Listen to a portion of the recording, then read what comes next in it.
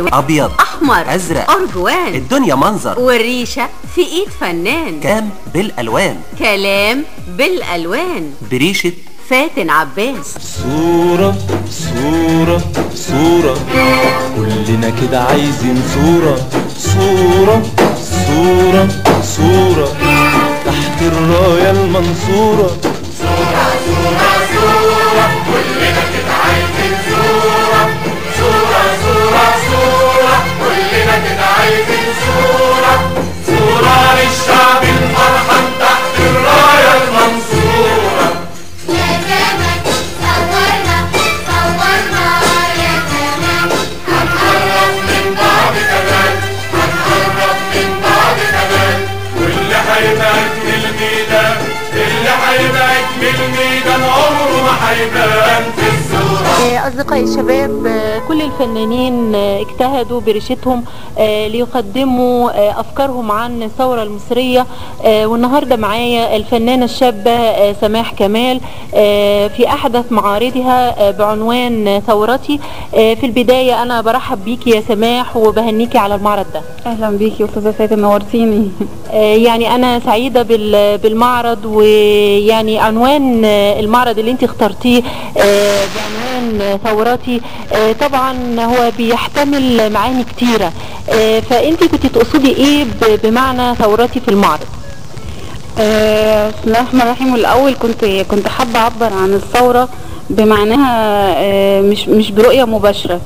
عبرت عنها في خلال ان انا كنت بقول ان كل جوه وكل واحد فينا ثوره.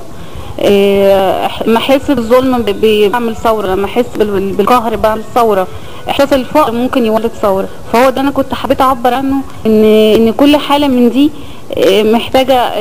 محتاجه ثوره، فقلت ان اعبر عنها في خلال او اطار لوحه يعني تشكيليه. يعني انا ما شفت المعرض ولوحات حسيت فعلا ان كل ثوره قامت في الدول العربيه وفي مصر هي كان اساسها او نتيجه ثوره النفس زي ما انت قلتي، على اسباب كتيره ادت الى الثوره الجماعيه، ثوره الشعب المصري والشعب العربي. يعني هو معرض موحي جدا وفي افكار كتيره. في البدايه لو حبينا نتكلم كم لوحه داخل المعرض اللي انت قدمتيه للمحبي الفنون التشكيليه؟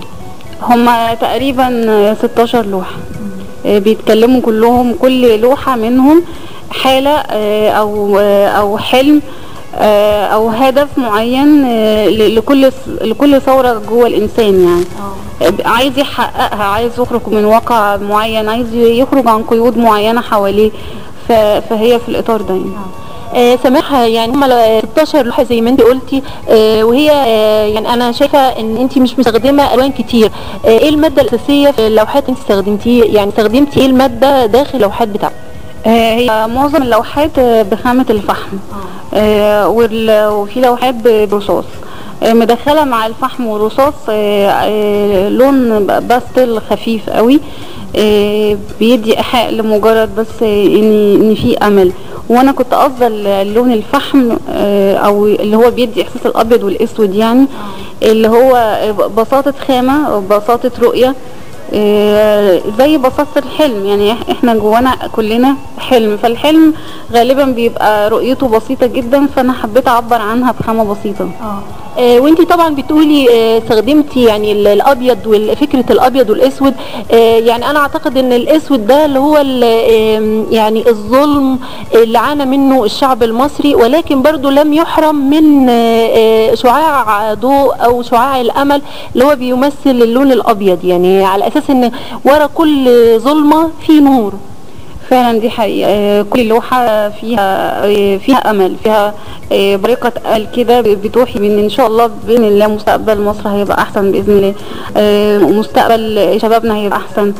فكرة الثورة اللي جوه كل واحد فينا لما تخرج ويعبر عنها إن شاء الله برضو هتبقى أحسن بإذن الله. ومدد نادت نادت نادت ستي حيك يا بلد، نادت نادت نادت نادت ستي حيك يا بلد، إن كان في أرضك مات شهيد في ألف غيره بيتوالد، مدد نادت نادت نادت نادت نادت نادت نادت بلدي يا بلدي يا بلدي. الباش ألوان والحياة